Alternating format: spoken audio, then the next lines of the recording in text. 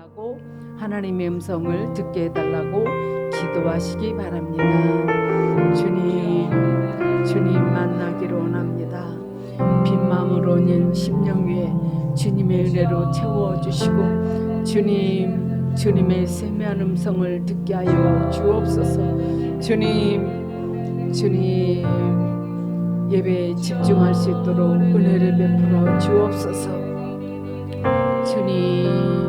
주님의 음성을 듣게 하여 주옵소서. 주님 말씀하시는 주님을 경험하기로 원하오니 은혜를 베풀어 주옵소서. 예수 이름으로 기도합나이다. 아멘. 찬양 드리겠습니다.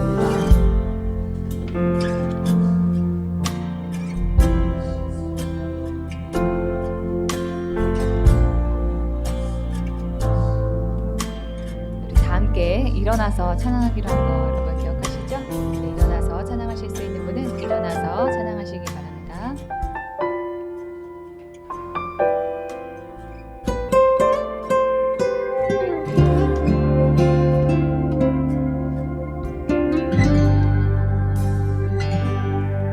주를 더 알기 원해, 주님을 더 알기 원해요. 진정한 찬양 드릴 수 있도록 주를 더 알기 원해, 주님을 더 알기 원해요. 그 사랑 안에 거할 수 있도록 주를 더 알기 원해, 주님을 더 원해요. 아버지 마음 깨달아지도록 주를 더 알기 원해, 주님을 더 알기 원해요. 주의 뜻대로 살 수 있도록 나의 감정과 생각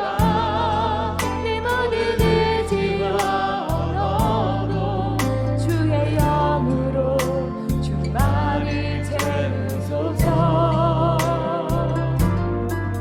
주님 사랑합니다. 주님 사랑합니다. 주 임재 안에 거하기 원해요.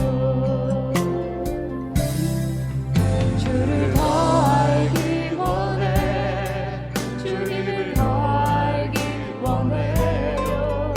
아버지 마음 깨달아지도록 주를 더 알기 원해, 주님을 더 알기 원해요. 주의 뜻대로 살 수 있도록 나의 감정과 생각 내 모든 의지와 언어도 주의 영으로 충만히 채우소서. 주님 사랑합니다. 주님 사랑합니다. 주 임재 안에 거하기 원해요. 나의 감정과 생각 내 모든 의지와 언어도 주의 영으로 충만히 채우소서. 주님 사랑합니다. 주님 사랑합니다. 주 임재 안에 거하기 원해요. 주를 더 알기 원해, 주님을 더 알기 원해요. 아버지 마음 깨달아지도록 주를 더 알기 원해, 주님을 더 알기 원해요. 주의 뜻대로 살 수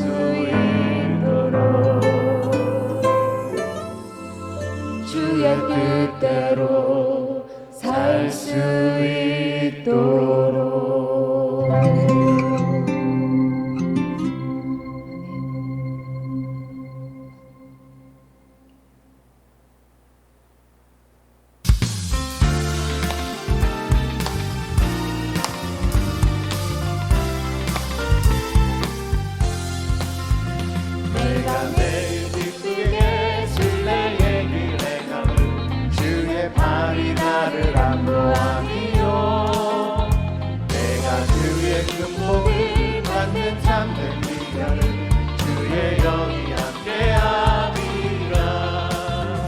내가 내 기쁘게 술래얘기를 행하는 주의 팔이 나를 안보하리요. 내가 주의 행복을 받는 참는 기별은 주의 영이 함께함이라. 성령이 계시네 할렐루야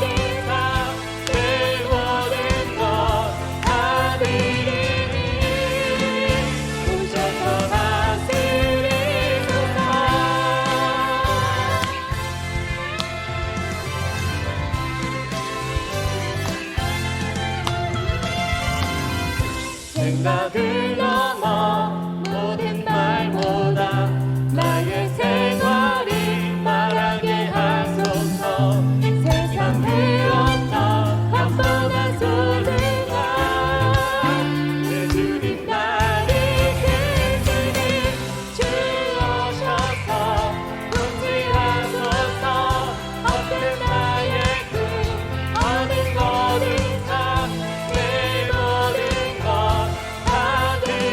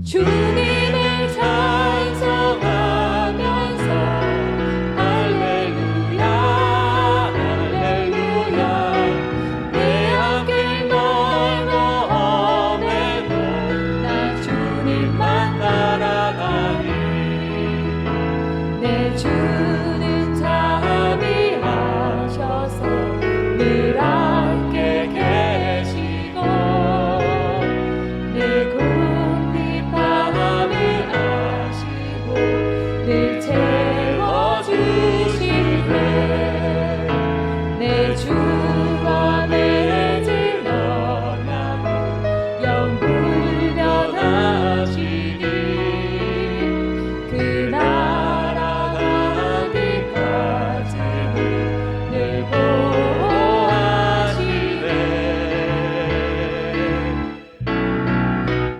주님을 찬송하면서 할렐루야 할렐루야 내 앞길 멀고 험해도 나 주님만 따라가리 주님을 찬송하면서 할렐루야 할렐루야 내 앞길 멀고 험해도 나 주님만 따라가리 주님을 찬송하면서 할렐루야 할렐루야 내 앞길 멀고 험해도 나 주님만 따라가리 주와 맺은 언약을 영불변하시니 그 나라 가기까지는 늘 보호하시네 늘 보호하시네 늘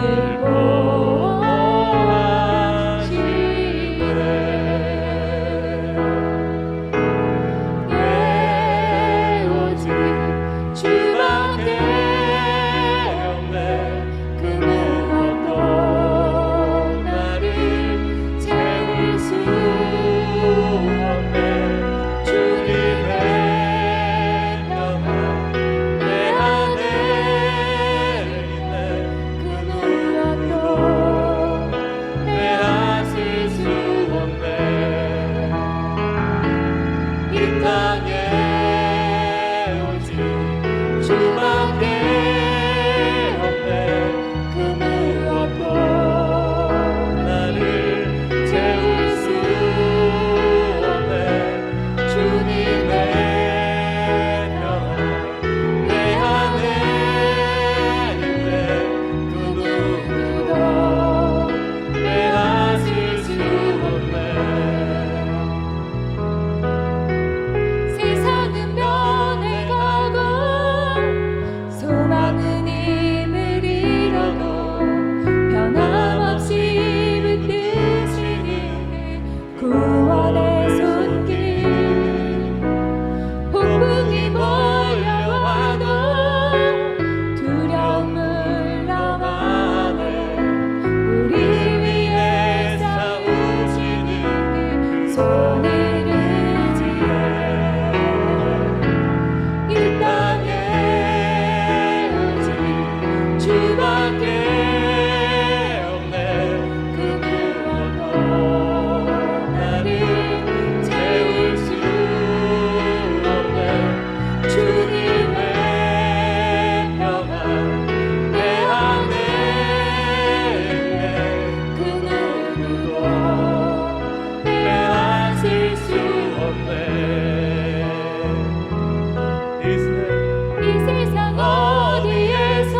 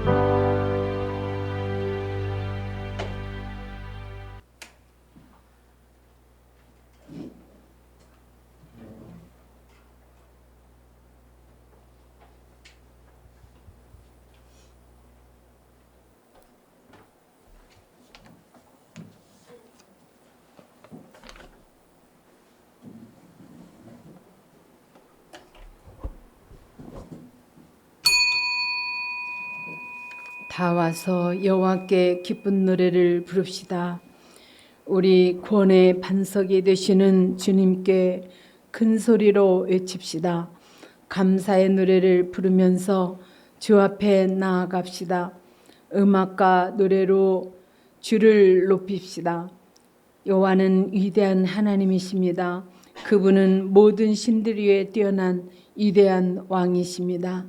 땅의 가장 깊은 곳도 그분의 것이며 가장 높은 산들도 그분의 것입니다. 바다도 그분의 것입니다. 이는 주가 만드셨기 때문입니다. 그분은 손으로 마른 땅도 지으셨습니다. 다 와서 엎드려 주를 경배합시다. 우리를 지으신 여호와 앞에 무릎을 꿇읍시다. 그분은 우리의 하나님이십니다. 우리는 그분 목장의 백성이며 그분이 기르는 양떼들입니다. 오늘날 여러분에게 하시는 여호와의 말씀을 들으십시오. 아멘.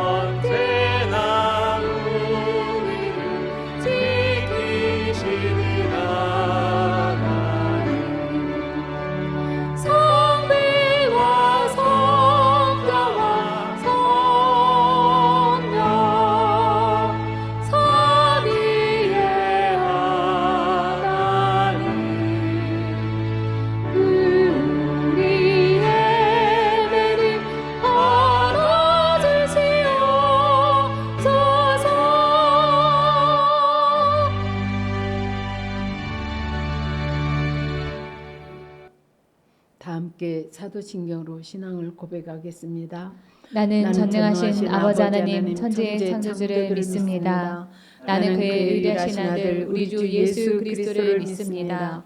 그는 성령으로 잉태되어 동정녀 마리아에게서 나시고 본디오 빌라도에게 고난을 받아 십자가에 못 박혀 죽으시고 장사된 지 사흘 만에 죽은 자 가운데서 다시 살아나셨으며 하늘에 오르시어 전능하신 아버지 하나님 우편에 앉아 계시다가 거기로부터 살아있는 자와 죽은 자를 심판하러 오십니다.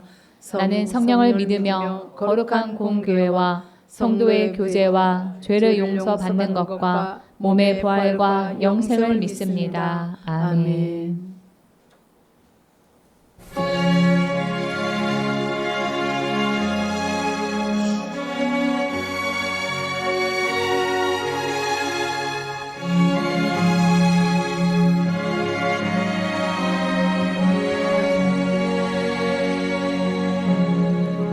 주 예수보다 더 귀한 것은 없네. 이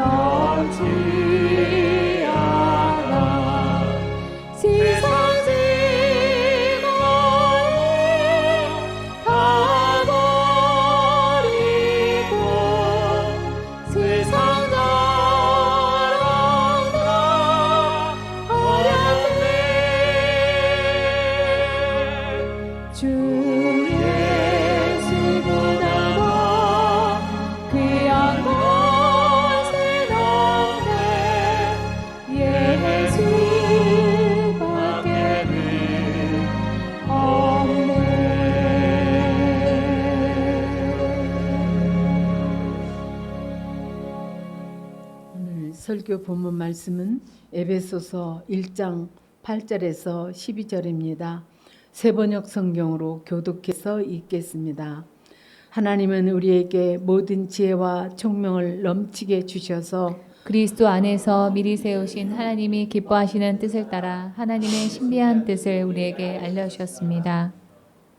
하나님의 계획은 때가 차면 하늘과 땅에 있는 모든 것을 그리스도 안에서 그분을 머리로 하여 통일시키는 것입니다. 하나님은 그리스도 안에서 우리를 상속자로 삼으셨습니다.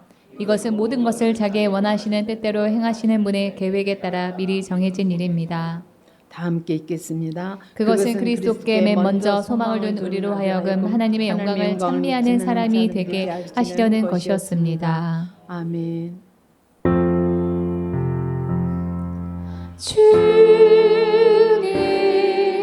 우리의 마음을 여시어 말씀을 깨닫게 하옵소서. 아멘.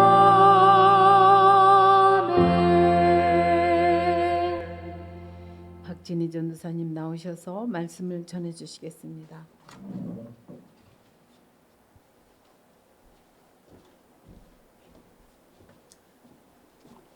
제가 오늘 내일일은 남 몰라요 그 찬양처럼 거의 하루하루를 산다 하는 그런 마음으로 살거든요. 네, 사역자의 삶이 그렇습니다. 네, 하루하루 살아요 주님의 은혜로 이런 마음으로 사는데요.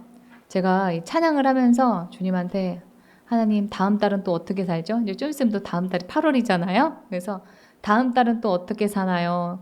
그러면서 제가 찬양을 했어요. 그랬더니 주 안에 있는 나에게 딴 근심 있으랴. 예. 거기 보면은 내 기도가 찬양이 되었다 이런 가사가 있거든요. 그래서 주님이 저한테 그러신 거예요. 기도하는데 무슨 걱정이냐. 기도하면 된다. 저한테 그런 마음을 주셨습니다. 예. 그래서 여러분 어려운 일 때문에 또 앞으로 다가올 일 때문에 여러분 염려가 되십니까? 기도하시면 됩니다. 예. 그리고 또 제가 한 가지 더 말씀드리고 싶은 것은 예배 때 찬양할 때 집중을 하셔야 됩니다. 하시는데요. 그때 어떻게 하셔야 되냐면 계속 주님의 음성을 들으려고 하셔야 돼요. 찬양의 가사를 실어서 찬양하는 그 시간에 하나님의 음성을 꼭 들으셔야 됩니다. 네, 내가 그 찬양하는 시간에 꼭 주님의 음성을 들어야 되겠다 하고 맘먹고 찬양하는 거하고 그냥 넋놓고 가사만 따라서 찬양하는 거하고 이게 예배의 질이 달라져요. 여러분께서 찬양하는 그 시간에 내가 반드시 이 시간에 주님의 음성을 꼭 들으리라. 우리 교회는 또 찬양하는 그 시간도 짧지 않잖아요. 보통 다른 교회는 한 10분, 15분이면 그냥 끝나요. 그래서 찬양하다 보면은 왜 이거 하다 말지? 이런 느낌이 드는데 우리 교회는 충분히 여러분 찬양하지 않습니까? 그러니까 그 시간에 내가 반드시 하나님 음성을 들어야 되겠다. 결단하고 하나님 음성을 들으시는 여러분 되시기를 바랍니다. 네, 6월 중순부터 에베소서 강해를 시작을 했는데 에베소서 1장의 절반도 우리가 다 보지 못했습니다. 이렇게 느려서 이거 언제 다 끝나나 이런 생각이 드는데요.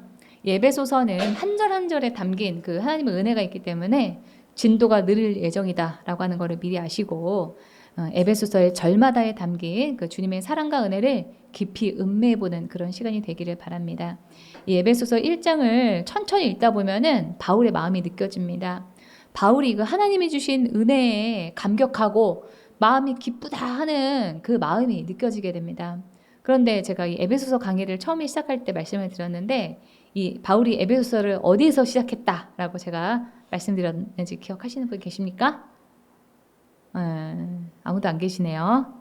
저희 전달력이 짧았나 봅니다. 네, 감옥에서. 우리 남편이 그렇다고 꼭 고개를 끄덕거리시니까 제가 할 말이 없네요. 네, 저희 전달력이 부족한가 봅니다. 네네. 그런데 이 바울이 이 에베소서를 로마에 있는 그 감옥에서 썼습니다. 황제의 명령에 따라서 언제 끌려가서 사형당할지 모르는 그런 상황에서도 바울은 상황과 관계없는 기쁨 가운데 있었습니다. 눈앞에 현실은 감옥이고 미래가 언제 어떻게 될지 모르는 상황 가운데 있는데 어떻게 이 바울이 그럴 수가 있었을까? 제가 오늘 이 에베소서를 묵상하면서 그 생각을 하고 있었는데 주님이 저에게 주시는 마음을 주님이 주신 그 은혜들을 깊이 묵상을 하다 보면은 바울과 같이 상황과 관계없는 기쁨과 감격 속에 살게 된다라고 하는 그런 마음을 주셨습니다. 우리가 평소에 일상생활을 하면서 주님을 생각하지 않기 때문에 일상에 치이고 아직 다가오지도 않은 그 미래를 염려하면서 감사보다는 불평을, 기쁨보다는 부담감과 근심을 안고 산다라고 하는 겁니다. 여러분의 영혼이 근심에 놓이고 영혼에 쉼이 필요할 때 예수님과 예수님이 주신 그 은혜들을 생각해 보시기 바랍니다. 우리의 삶에 많은 것들이 필요할 것 같지만 생각보다 많은 것이 필요하지 않고 또 주님이 우리에게 때에 맞는 도움을 주십니다. 우리가 가진 것이 많이 없는 것 같지만 또 생각해 보면 주님이 때마다 일마다 채우시는 그런 은혜를 우리가 경험하면서 살고 있지 않습니까? 감옥에 갇힌 상태에서 언제 죽을지 모르는 미래를 마주하고 살면서도 주님이 주신 은혜에 감격하며 기쁨 가운데 하나님을 찬양했던 그 바울과 같이 되시기를 주님의 이름으로 축원합니다. 네, 에베소서 1장 3절에서 14절까지는 하나님의 은혜에 대한 바울의 찬양시입니다. 우리가 어떤 은혜를 받았는가 그거를 찬양하고 있는데요. 바울은 예수를 믿는 우리가 이 세 가지의 공통된 복을 받았다라고 말하고 있습니다. 첫 번째는 창세전부터 우리를 선택하신 그 선택의 복이고, 두 번째는 우리를 하나님의 자녀 삼으신 복이고, 세 번째는 오늘 말씀드릴 내용인 예수 안에서의 통일의 복입니다. 우리 세 가지 복, 다음 교류 화면을 읽어보겠습니다. 시작. 우리는 선택의 복, 자녀 삼으신 복, 예수 안에서의 통일의 복을 받았다. 예. 그래서 이 세 가지 복에 대한 그 확신을 가지고 우리 옆에 있는 분들에게 말씀해 주시기 바랍니다. 적어도 한 분 이상에게 당신은 복을 받은 사람입니다 라고 말씀해 주시기 바랍니다. 네, 여러분 복을 받으신 분입니다. 네, 세상에서 형통하고 성공해서도 이 세 가지 복을 받지 못했다면은 다 헛일입니다. 또 세상에서 실패했다고 할지라도 이 세 가지 복을 받았으면 하나님 앞에서는 성공한 인생을 살고 계시는 겁니다. 우리는 이 복, 이 세 가지 복만 받은 것이 아닙니다. 오늘 본문인 에베소서 1장 8절은 하나님이 우리에게 지혜와 총명을 주셨다라고 합니다. 우리 에베소서 1장 8절입니다. 이는 그가 모든 지혜와 총명을 우리에게 넘치게 하사. 우리는 보통 우리 스스로를 지혜롭다, 총명하다 이렇게 생각하지 않습니다. 참 지혜로우십니다. 제가 이렇게 말씀을 드리면 맞아요, 제가 그래요 하는 사람이 몇 되지 않고 쑥스러워하면서 아유 내가 뭘요 하는 사람이 아마 대부분일 겁니다. 그런데 바울은 우리가 지혜롭다, 총명하다 이렇게 합니다. 왜 그러냐면 하나님이 지혜와 총명을 주셨기 때문에 그렇다는 겁니다. 우리가 지혜와 총명을 타고나서 스스로 노력해서 지혜롭고 총명해진 것이 아니라 하나님이 우리에게 지혜와 총명을 주셨다라고 합니다. 그래서 여러분이 하나님이 주신 지혜와 총명을 받은 자라고 하는 그 사실을 받아들이시기 바랍니다. 제가 예전에 우리 영민자매한테 너무 예쁘다 그러면서 너가 그렇게 얘기했더니 우리 영민이가 내가 뭘요 이렇게 쑥스러워하는 거예요. 그래서 제가 받아들이라고 그랬어요. 타고난 거니까 받아들여라. 제가 이렇게 얘기했는데 여러분은 하나님에게서 지혜와 총명을 받은 사람이라고 하는 그 사실을 받아들이시기 바랍니다. 우리는 세상에서 스스로를 부족하다고 많이 생각하면서 삽니다. 세상을 살면 살수록 나이가 들어가면 들어갈수록 자신이 부족하다라고 하는 것을 느끼고 자신감이 많이 떨어진 채로 살아가는 경우가 많습니다. 그러나 우리는 하나님의 관점에서 우리 자신을 봐야 합니다. 하나님이 보실 때 우리는 하나님이 주신 지혜와 총명을 받은 그런 사람들입니다. 그러면 바울은 우리에게 왜 지혜와 총명을 받은 자라고 하는지, 우리가 뭘 알고 있기 때문에 지혜롭다라고 하는지 그 구체적인 이유가 1장 9절에 나옵니다. 1장 9절입니다. 그 뜻의 비밀을 우리에게 알리신 것이요 그의 기뻐하심을 따라 그리스도 안에서 때가 찬 경륜을 위하여 예정하신 것이니. 그러니까 우리가 어떤 비밀을 알고 있기 때문에 지혜롭고 총명하다라고 하는 거예요. 이 비밀이라고 하는 이 단어는 바울이 쓴 성경에서 가장 많이 사용하고 있는 그런 단어들 중에 하나입니다. 비밀과 관련해서 계시, 경륜, 알다, 깨닫다 이러한 단어도 많이 사용하고 있기 때문에 바울이 말하는 비밀이 무슨 뜻인가, 그것이 무엇인가, 그것을 이해하는 것이 바울의 그 서신서뿐만 아니라 성경 전체를 우리가 이해하는 데 있어서 중요한 열쇠가 됩니다. 바울이 말하는 비밀은 무엇인가에 대한 답은 그럼 또 어디에 있느냐? 그 다음 절인 10절에 있습니다. 중요 구절이니까 다 함께 읽겠습니다. 시작. 하늘에 있는 것이나 땅에 있는 것이나 다 그리스도 안에서 통일이 되게 하려 하심이라. 하나님이 우리에게 복음을 듣게 하신 그 목적은 우리가 구원받고 천국에서 영원히 사는 것에만 국한된 것이 아닙니다. 하나님에게는 더 큰 그 목적이 있는데 그것은 10절의 말씀대로 하늘에 있는 것이나 땅에 있는 모든 것들이 다 예수님 안에서 통일이 되게 하려는 것이다 라고 합니다. 이 10절을 우리가 제대로 이해하려면 통일이라고 하는 그 단어를 살펴봐야 합니다. 이 통일은 헬라어로 아나케 팔라이오마인데 요약하다, 되풀이해서 한데 모은다 라고 하는 뜻입니다. 이 단어에서 아나는 위라는 뜻이고 케펠레는 머리라는 뜻입니다. 통일시킨다는 것은 그리스도를 머리로 삼아서 모든 것이 다시 되풀이해서 집약되고 정리된다라고 하는 뜻입니다. 여기에서 다시 되풀이해서 정리한다라고 하는 이 뜻이 중요합니다. 하나님이 처음에 창조하실 때 세상에는 질서가 있었습니다. 하나님이 말씀하시면 피조물은 그대로 따랐기 때문에 하나님이 만들어 놓고 보기에 좋은 그런 세상이었습니다. 하나님이 보시기에 좋다 하는 그런 세상이었습니다. 그러나 죄로 인해서 모든 조화가 깨지고 무질서해졌습니다. 하지만 그리스도가 임하심으로 질서와 평화가 다시 재정립이 된다라고 하는 것이 10절이 말하는 통일의 그 의미입니다.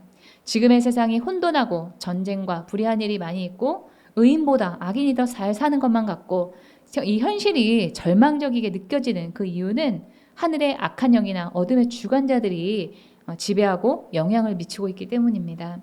원래는 하나님이 말씀하시면 인간을 포함한 모든 피조물들이 다 하나님의 명령에 따라야 하는데 우리는 지금 사탄과 우상, 미신 이런 것들의 영향력 아래에서 삽니다.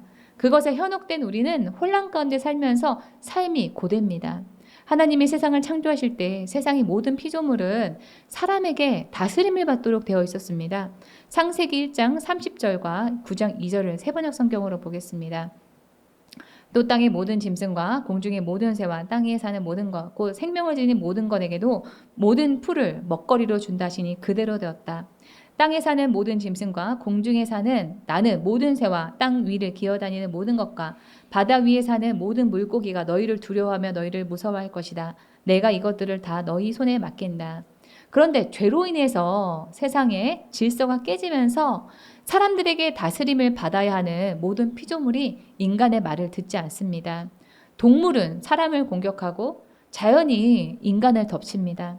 지진과 홍수, 토네이도, 홍수나 이 쓰나미, 이 화산 폭발과 같은 그런 자연재해로 인해서 사람이 살기 어려운 세상이 되었습니다. 그런데 오늘 본문 이 10절에 의하면 하나님이 때가 되면은 세상의 모든 것들을 예수 그리스도의 지배 아래에 두게 한다라고 하는 겁니다.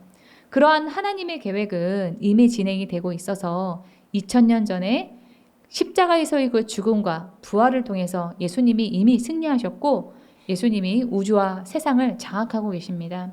이 에베소서 1장 21, 22절에서는 선포하고 있습니다. 우리 다 함께 큰 소리로 읽겠습니다. 시작.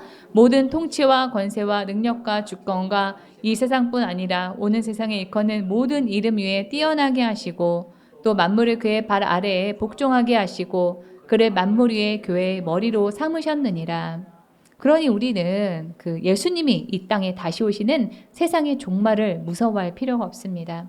때가 되면 예수님이 세상의 모든 무질서와 혼란을 바로잡으시고 우리를 평화와 질서, 조화 가운데 두실 것입니다. 그때 세상이 어떤 세상이 될 것인가에 대해서 이사야서 11장에서는 이렇게 말하고 있습니다. 그때에는 이리가 어린 양과 함께 살며 포범이 새끼 염소와 함께 누우며 송아지와 새끼 사자와 살진 짐승이 함께 풀을 뜯고 어린아이가 그것들을 이끌고 다닌다. 여기서 말하는 이리, 표범, 사자와 같은 그런 육식동물이 사람과 송아지를 공격하지 않는다는 거죠. 하나님이 처음에 세상을 창조할 때 세우신 그 세상의 질서가 회복이 되게 된다라고 하는 것입니다. 7절입니다. 암소와 곰이 서로 벗이되며 그것들의 새끼가 함께 눕고 사자가 소처럼 풀을 먹는다. 젖먹는 아이가 독사의 구멍 곁에서 장난하고 젖된 아이가 살무사의 굴에 손을 넣는다. 나의 거룩한 산 모든 곳에서 서로 해치거나 파괴하는 일이 없다. 지금의 야국강식의 그 세상이 아니라 조화와 평화, 서로 공존하는 그런 세상이 된다라고 하는 뜻입니다. 예수님이 십자가에서 죽으심으로 부활하시고 또 죄와 사망을 이기시고 승리하심으로 인해서 모든 죄인들이 하나님의 다스림을 기쁘게 받는 그런 새로운 피조물로 변화가 되고 모든 피조물이 질서와 조화 가운데 있는 새하늘과 새 땅이 우리 앞에 펼쳐지게 될 것입니다. 예수님을 머리로 해서 하늘과 땅에 있는 모든 것들이 하나님이 처음 창조하실 때의 질서, 그 조화를 되찾게 될 것이다. 이 일이 이미 2000년 전에 예수 그리스도 안에서 이루어졌고 지금도 이루어져 가고 있으며 앞으로도 예수님이 다시 오시는 날 완전하게 완성될 것이다. 이것이 에베소서 1장 10절에서 말하는 그 통일의 뜻입니다. 이 초대교회에서는 이 통일이 일부 이루어졌습니다. 교회 안에서 일부 이루어졌는데요. 이 초대교회 안에서는 유대인과 이방인, 또 빈부와 기천, 종이나 주인, 귀족과 노인과 같은 신분의 차별이 없이 서로를 형제 자매라고 부르면서 믿는 사람은 모두 함께 지내며 모든 것을 공동으로 소유하면서 교회 안에서 평등 세상, 복지 사회가 이루어졌습니다. 또 우리가 예수님을 만나게 되면은 우리의 인생에도 질서의 재정립이 일어나게 됩니다. 우리 화면을 다 함께 읽어볼까요? 시작! 예수님을 만나면 내 인생에 질서의 재정립이 일어난다. 예수님을 만나기 이전에 혼란스럽던 인생이 변해서 방황이 끝나게 됩니다. 우리가 혼란스러운 이유는 중심이 없고 인생에 인도자가 없기 때문인데 주님이 우리의 주인이 되시고 인도자가 되어주시기 때문입니다.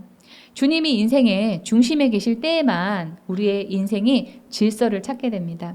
제 인생이 그랬습니다. 제가 별명이 정리의 여왕이거든요. 그래서 제가 정리를 딱 해놓으면은 저희 식구들이 와, 여기가 이렇게 변했다니 이렇게 할 정도로 제가 정리를 참 잘합니다.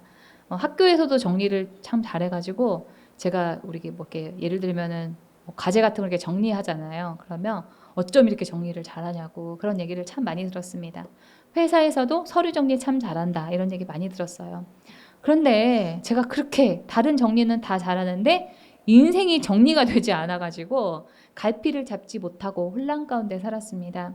작은 문제 앞에서도 내가 어떻게 해야 될지 모르겠다라고 하는 말을 하면서 자주 한숨을 쉬면서 살았습니다.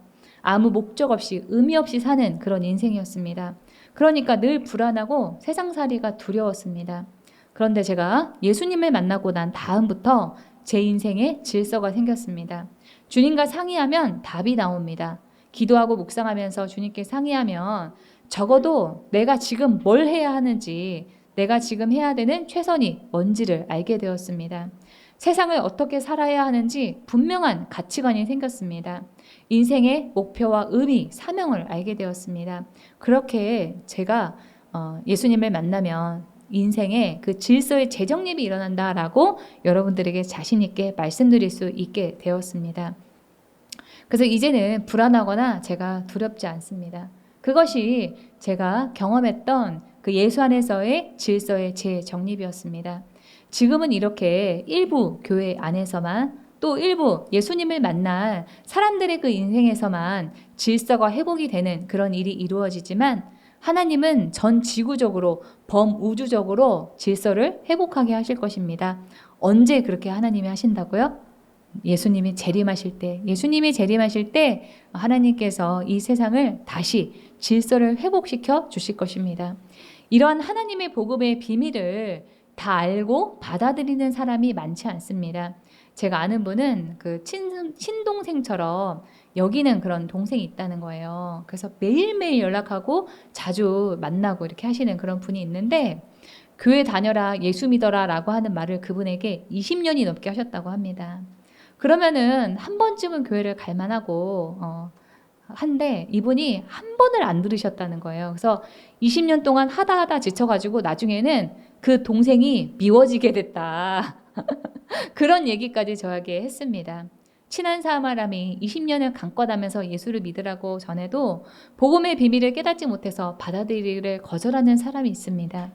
또 오늘 우리가 찬양한 주 예수보다 더 귀한 것은 없네. 이 세상 부귀와 바꿀 수 없네. 이 찬양을 하면서 우리가 그 의미를 전할 때 나도 그렇게 생각해 하면서 동의하는 사람이 얼마나 될 것 같으십니까? 주 예수보다 어떻게 더 돈이 안 좋을 수가 있냐. 그러면서 돈과 명예와 이 세상에서의 행복이 최고지 이렇게 할 겁니다. 또 예수가 좋아서 이 가사처럼 세상 즐거움 다 버리고 세상 자랑 다 버렸네 이러면은 우리의 등짝을 때리면서 정신 차려 이렇게 말할 겁니다. 저는 교회 다니는 사람 중에서도 이 찬양과 같은 이러한 고백을 하는 사람이 많지 않으리라고 생각합니다. 왜 그러냐면 복음의 비밀은 하나님이 특별히 알려주셔야지만 사람이 알 수 있기 때문입니다. 이 8절에서 하나님이 모든 지혜와 총명을 우리에게 넘치게 주셔야지만 우리가 그 비밀을 알 수가 있습니다. 이 마태복음 13장에 보면 어느 날 예수님의 그 제자들이 예수님에게 묻습니다. 어찌하여 그들에게는 비유로 말씀하십니까? 그러니까 알 듯 모를 듯 이렇게 예수님이 말씀하셨다는 거예요. 사람들한테. 그러자 예수님이 말씀하십니다. 너희에게는 하늘나라의 비밀을 아는 것을 허락해 주셨지만 다른 사람에게는 그렇게 해주지 않으셨다. 내가 그들에게 비유로 말하는 이유는 그들이 보아도 보지 못하고 들어도 듣지 못하고 깨닫지도 못하기 때문이다 라고 하셨습니다. 그런데 우리는 여기 앉아있는 우리는 이 복음의 비밀을 아는 것을 허락받았으니까 얼마나 복이 있는 사람입니까? 세상에서 천재라고 이름난 사람들이 다 모르고 죽은 복음의 비밀 예수 그리스도를 우리는 이해하고 알고 있습니다. 이 사실이 감격스러우니까 바울이 감옥에서도 기뻐했던 것입니다. 우리가 이 복음의 비밀을 안 것은 누구한테 배우거나 우리의 노력으로 돌을 닦고 수양을 해서 알게 된 것이 아니라 어느 날 예수님이 찾아오셔서 우리가 깨닫게 된 겁니다. 하나님을 아는 데, 그 깨닫는 데에 사람의 이성은 한계가 있기 때문에 우리의 주체적 각성으로는 하나님을 알 수가 없습니다. 하나님이 우리에게 먼저 찾아오셔서 먼저 알게 해주셔야지만 우리가 알 수 있습니다. 그렇다고 해서 우리가 하나님이 알려주시기만을 기다리면서 마냥 기다려서는 안 됩니다. 예수를 믿는 우리에게는 하나님이 우리에게 주신 그 복음의 비밀을 아는 은혜를 더 깊이 있게 해야 될 의무가 있습니다. 우리 다 함께 화면을 따라 읽어보겠습니다. 시작. 하나님이 나에게 주신 복음의 비밀을 아는 은혜를 더 깊이 있게 해야 할 의무가 있다. 바울은 에베소서 1장의 그 뒷부분에서 이렇게 기도합니다. 우리 주 예수 그리스도 하나님이신 영광의 아버지께서 지혜와 계시의 영을 여러분에게 주셔서 하나님을 알게 하시고 마음의 눈을 밝혀주셔서 하나님의 부르심에 속한 소망이 무엇이며 성도들에게 베푸시는 하나님의 영광스러운 상속이 얼마나 풍성한지를 여러분이 알게 되기를 바랍니다. 라고 하면서 이 에베소 교회의 성도들이 더욱 복음의 비밀을 잘 깊이 알게 되게 해달라 이런 기도를 하고 있는데요. 우리더러 더욱 알기를 그 은혜가 얼마나 큰 것인지를 더 알게 되기를 소망하라 라고 하는 것입니다. 우리에게는 복음의 비밀에 대한 깊이가 있도록 해야 되는 책임이 있습니다. 그래야 우리의 신앙이 더욱더 강해지고 믿음이 커지게 됩니다. 전등과 축음기 등의 한 1300여 점의 발명 특허를 보유한 미국의 발명왕 토마스 에디슨이 한 말 중에 천재는 1%의 영광과 99%의 노력으로 태어난다라고 하는 그 말이 있습니다. 이 말은 노력과 영감이 조화를 이루어야 진정한 천재성을 발휘할 수 있다라고 하는 뜻입니다. 하나님이 아무리 우리에게 영감을 주셨어도 우리가 노력을 할 때 그 영감은 더욱더 빛이 나게 됩니다. 영감은 그냥 거저 얻어지는 것이 아니라 끝없는 노력과 탐구를 통해서 또 얻을 수가 있습니다. 그러면 우리는 어떻게 하면 이 복음의 비밀을 더 깊이 경험할 수 있게 될까요? 제가 여러분에게 늘 말씀드리는 그대로 그 답도 역시 기도와 성경 묵상과 예배에 있습니다. 먼저 성령님이 우리에게 알려주실 때에만 그 하늘의 비밀을, 복음의 비밀을 알 수가 있기 때문에 열심히 기도해야만 합니다. 그 다음에는 성경을 묵상하고 공부해야 되는데 성경을 봐도 먼저 우리가 기도를 하면서 성령님께 도움을 구하며 성령님을 의지하고 성경을 읽어야 깊이 있는 알미 가능하게 됩니다. 우리가 성경을 이 성령님의 그 조명하신 가운데서 읽지 못하게 되면 성경을 잘못 이해했던 이스라엘 백성들처럼 됩니다. 바울은 이스라엘 백성들을 로마서 10장에서 이렇게 비판하고 있습니다. 쉬운 성경입니다. 이스라엘에 관해 나는 이렇게 증언할 수 있습니다. 그들은 하나님께 대한 열심이 있습니다만 그 열심이 지식에, 그러니까 올바른 지식에 기초하고 있지 않다라고 하는 겁니다. 이스라엘 백성들처럼 그렇게 율법을 달달달 외우는 그런 백성이 얼마나 많겠어요. 그러나 아무리 그렇게 성경을 달달달 외울지라도 성령님께서 우리에게 이해를 시켜주시지 않으면 안 됩니다. 우리가 그렇게 성경을 파도 잘못 알게 되면 엉뚱한 열심을 부릴 수가 있습니다. 그리고 우리가 이 기도와 묵상을 합한 그 효과가 나는 것이 바로 예배입니다. 제가 기도 강의를 할 때 응답을 잘 받고 싶으면 어떻게 하시라고 몇 가지 제가 꿀팁을 말씀을 해드리는데요. 그것은 바로 예배 시간에 집중하는 겁니다. 그처럼 하나님은 다른 사람과 교회에서 예배드리는 그 시간에 더 강하게 역사하시면서 우리로 하여금 하나님을 경험하게 하시고 복음의 비밀, 하나님의 뜻을 더 잘 깨닫도록 해주십니다. 기도와 성경 묵상, 예배를 통해서 복음의 비밀을 하나하나 이렇게 알다 보면은 얼마나 재미있는지 모릅니다. 기도와 성경 묵상, 예배를 통해서 하나님을 경험하면서 복음의 비밀을 아는 복과 특권을 누리시는 그 하나님, 누리게 해주신 그 하나님께 감사하는 그리스도인이 되시기를 바랍니다. 이 하나님이 주신 복음의 비밀을 아는 그 은혜를 받은 그 사람이 해야 되는 일 하나가 바로 더 있습니다. 그것은 아는 데서 그치는 것이 아니라 전해야 된다라고 하는 겁니다. 그리스도인인 우리에게는 복음의 비밀을 알려야 할 의무와 책임이 있습니다. 우리 다 함께 읽어볼까요? 시작. 그리스도인인 우리에게는 복음의 비밀을 알려야 할 의무와 책임이 있다. 아직 복음의 비밀을 몰라서 어둠과 혼란 가운데 사는 사람들에게 복음을 전해서 그들 또한 기쁨과 구원의 해방을 경험하도록 하고 삶이 재정리되고 소망을 가지고 살 수 있도록 해야 합니다. 바울은 자신의 정체성에 대해서 복음을 전하는 사신이라고 하면서 로마의 감옥 속에서도 담대하게 복음의 비밀을 말할 수 있도록 자신을 위해서 기도해 달라라고 했습니다. 에베소서 6장 19절입니다. 또 나를 위하여 구할 것은 내게 말씀을 주사 나로 입을 열어 복음의 비밀을 담대히 알리게 하옵소서 할 것이니 이 일을 위하여 내가 쇠사슬의 메인 사신이 된 것은 나로 이 일에 당연히 할 말을 담대히 하게 하려 하심이라. 바울은 감옥 속에 들어가서 자기를 감옥에 갇히게 만들었던 그런 그 원인을 곱씹으면서 자신을 모함한 그런 사람들이나 자신을 갇히게 만들었던 사람들을 원망하는 그 일에 시간을 보내지 않았습니다. 삶의 중심이 복음을 전하는 그 일에 있었기 때문에 감옥에 갇혀있는 상황을 괴로움이 아니라 예수를 전할 수 있는 좋은 기회라고 여겼습니다. 그래서 감옥에서도 기뻐할 수 있었습니다.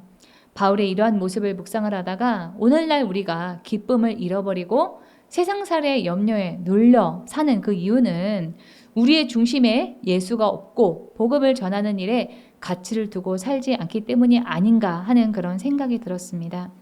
복음의 비밀을 아는 자, 받은 자로서 기도와 성경 묵상 예배를 통해서 여러분의 그 복음의 비밀을 더욱더 깊이 하시고 어떤 형편에 있든지 복음을 전하시는 기도의 집 교회 가족이 다 되시기를 주님의 이름으로 축원합니다. 우리 하나님의 음성을 들으면서 오늘 말씀을 마치겠습니다.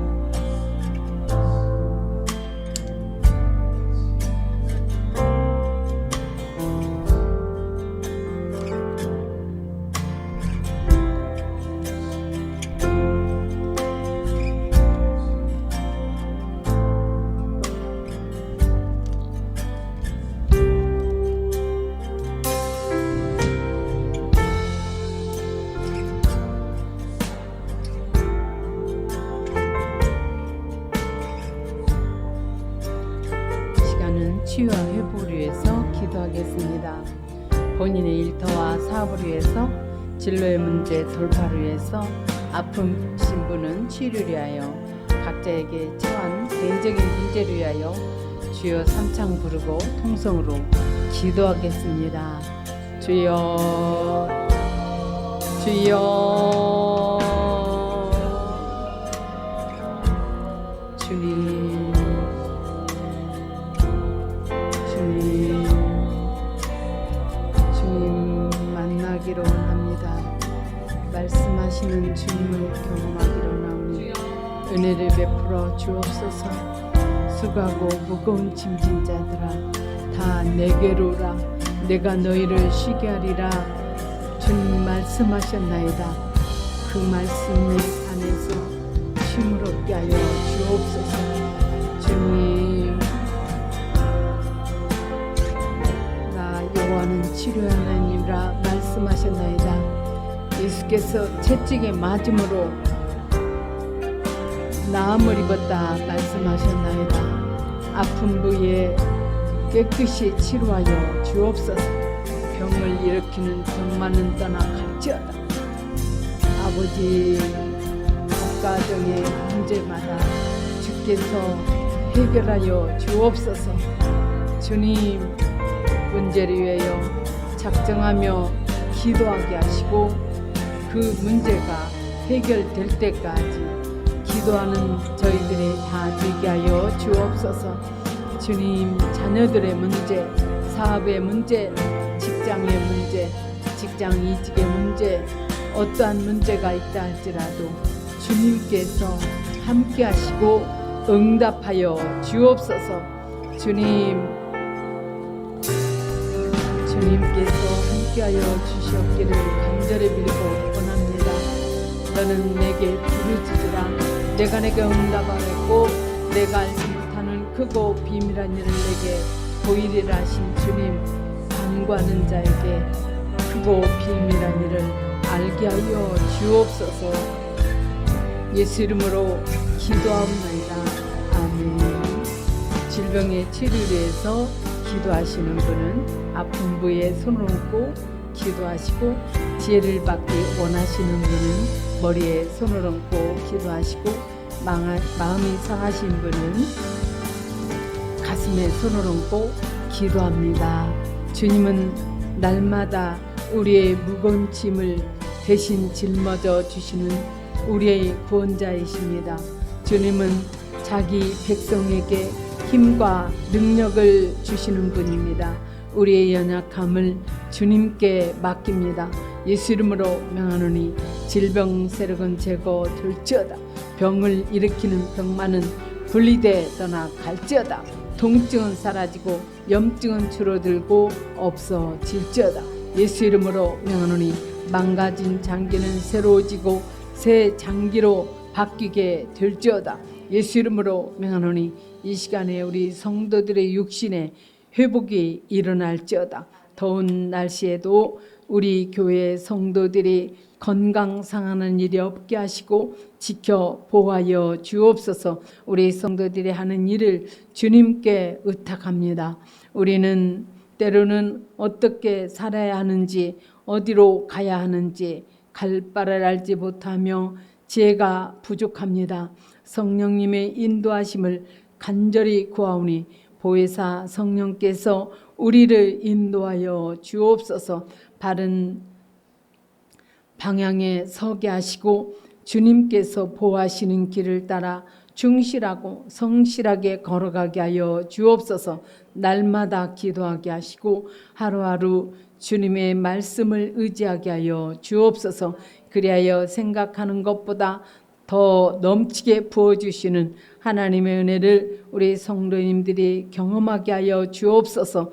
가정과 일터 사명의 자리에서 평강과 기쁨을 누리게 하여 주옵소서. 이 세상에는 어려운 일, 힘든 일들이 참으로 많이 있습니다.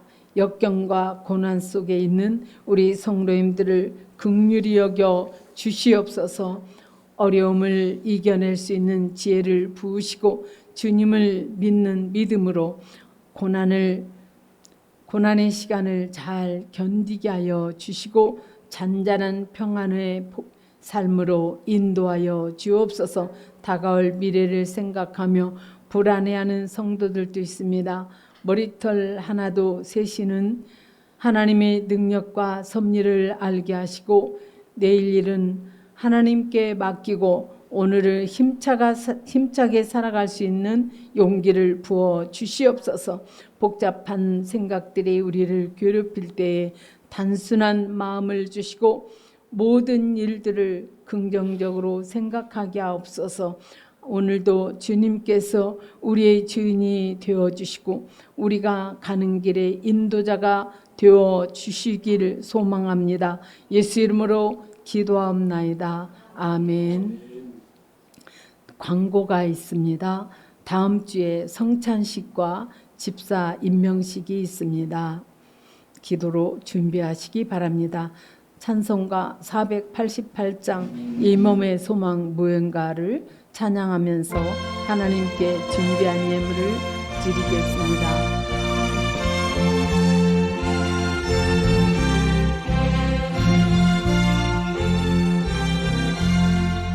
이 몸의 소망 무언가 우리 주 예수 뿐이세.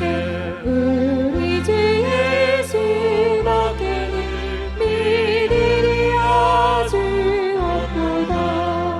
주 나의 반석이시니 그 위에 내가 서리라. 그 위에 내가 서리라.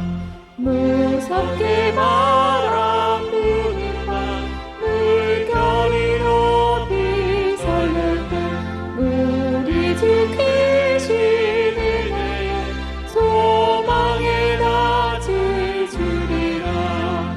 주 나의 반석이시니 그 위에 내가 서리라.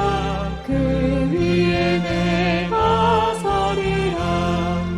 세상에 믿던 모든 것 끊어두는 날 되어도 그 주의 언약 미소와 내 소망 너를 그리라. 주 나의 반석이시니 그 위에 내가 서리라. 그 위에 내가 서리라. 바라던 천국 올라가 하나님 앞에 배울 때 그 주의 이름 힘입어 어여시 바로 서리라. 주 나의 반석이시니 그 위에 내가 서리라. 그 위에 내가 서리라. 주님께 드린 예물 위해서 기도하겠습니다. 바울이 에베소에 있는 성도들에게 전해 주었던 구원의 기쁜 소식이 우리에게도 전해져서 우리가 하나님의 자녀가 되고 영원한 하늘나라의 소망을 가지게 된 것을 감사드립니다. 하나님이 우리에게 베풀어 주신 구원의 감격을 회복시켜 주시고 주님을 찬양하는 우리 모두가 되게 하여 주옵소서. 복음의 비밀을 받은 자로서 그 비밀을 더 깊이 알고 복음에 대한 확신을 가지고 살 수 있도록 우리에게 기도와 성경 묵상, 예배에 대한 열심을 부어 주시옵소서. 복음의 비밀을 아는 데서만 그치는 것이 아니라 너는 말씀을 전파하라. 때를 얻든지 못 얻든지 항상 힘쓰라는 디모데후서 4장 2절의 말씀을 가슴에 새기고 열방의 복음을 전하는 열정도 우리에게 부어 주시옵소서. 내가 나 된 것은 하나님의 은혜로 된 것입니다. 그러한 감사의 고백으로 주님께 자원함으로 헌물을 드리오니 주님의 뜻을 이루는데 사용하게 하여 주옵소서. 몸된 교회를 위하여 봉사하고 충성하는 우리 성도님들의 헌신과 정성을 받아주시고 기억하여 주셔서 우리 성도님들이 하는 일마다 형통하게 하시고 세상에서 물질로 인하여 어렵지 않도록 영과 육의 양식이 차고 넘치게 복을 내려 주옵소서. 이 예물이 사용되는 곳마다 복음의 열매, 사랑의 열매가 맺게 하여 주시옵소서. 우리를 구원하신 예수님의 이름으로 기도하옵나이다. 아멘.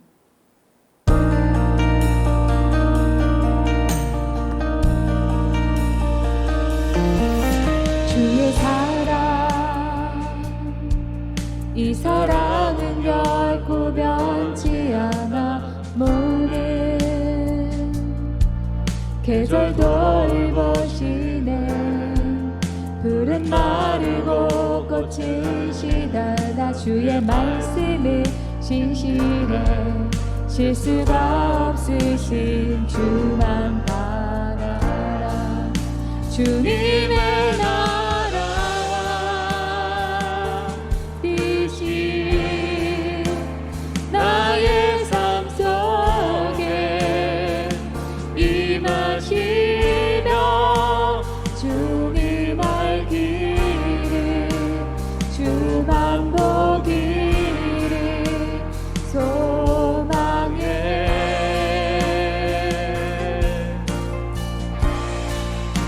거룩히 살아갈 힘과 두려움 없는 믿음 주신 나의 하나님. 완전한 사랑 찬양해.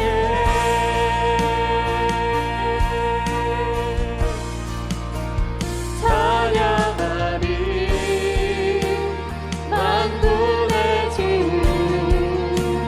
영원히 함께하시네.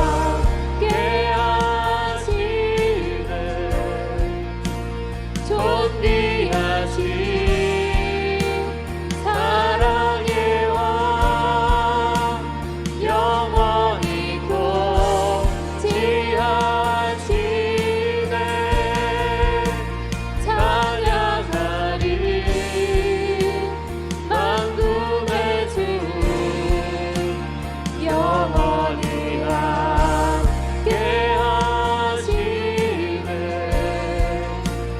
존귀하신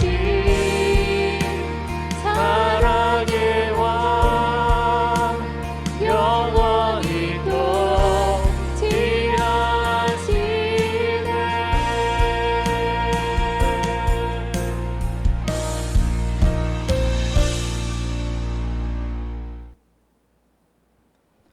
소망의 하나님이 모든 기쁨과 평강을 믿음 안에서 너희에게 충만하게 하사 성령의 능력으로 소망이 넘치게 하시기를 원하노라. 예수님과 교회를 사랑하며 헌신하는 기도집 교회와 성도들 위해 우리 주 예수 그리스도의 은혜와 하나님 아버지의 지극하신 은혜와 성령의 주 역사하심이 이제로부터 영원토록 함께할지어다. 아멘. 아멘.